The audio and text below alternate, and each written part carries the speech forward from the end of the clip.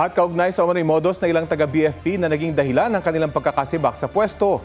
Kausapin natin si Fire Superintendent Anthony Arroyo, ang tagapagsalita ng Bureau of Fire Protection. Magandang umaga at welcome po sa Balitang Hali.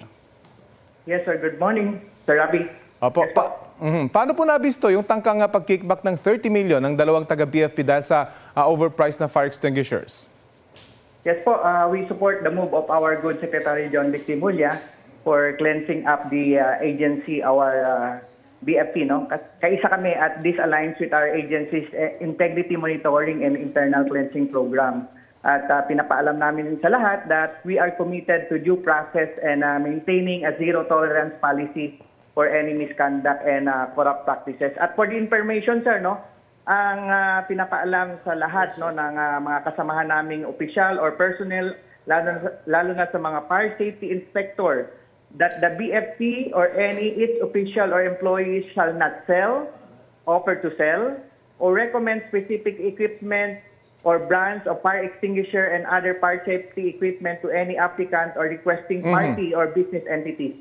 So ang any among us ay mapatunayan at violation thereof shall be punishable by imprisonment of 1 year to 6 years and a penalty of not less than 500,000 but not more than 2 million pesos. Ayon po yan sa Section 12 para F ng ating Ease of Doing Business Act or Opo. Republic Act 1132. So yan po ang aming stern warning sa mga tiwaling opisyal na kasamahan namin. Opo. Dito po sa particular na kasong ito, paano po ito nabunyag?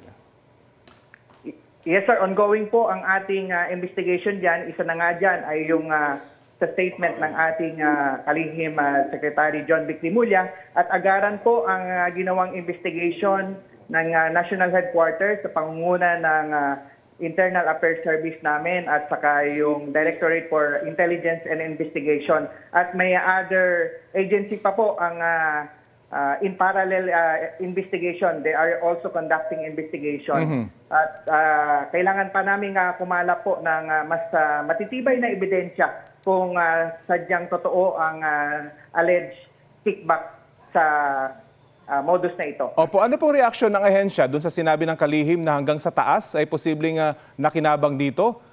Pwedeng billion daw yung kinikita rito. Ano pong reaksyon nyo riyan? Yes sir, we stand firm po na talagang we trust the yung corruption allegation na yan mentioned by our secretary ay talagang represent betrayal of public trust and waste of taxpayer money no and intended for public safety. So acknowledging that the secretary has gathered evidence and plans to file cases against involved individuals, we will fully support this process. Opo, pero do acknowledge po na hindi na ito bago. Itong ganitong modus, may mga ganitong kaso na sa mga nakaraan, may mga kinasuhan at may mga aligasyon pa. Bakit po kaya hindi po ito nasawata hanggang ngayon? Yes sir, patuloy po ang ating internal cleansing dyan at part nga ng ating integrity monitoring. Ang amin lang pakiusap sa mga naging biktima, sa ating mga aplikante ng mga any related scenarios ay dumulong at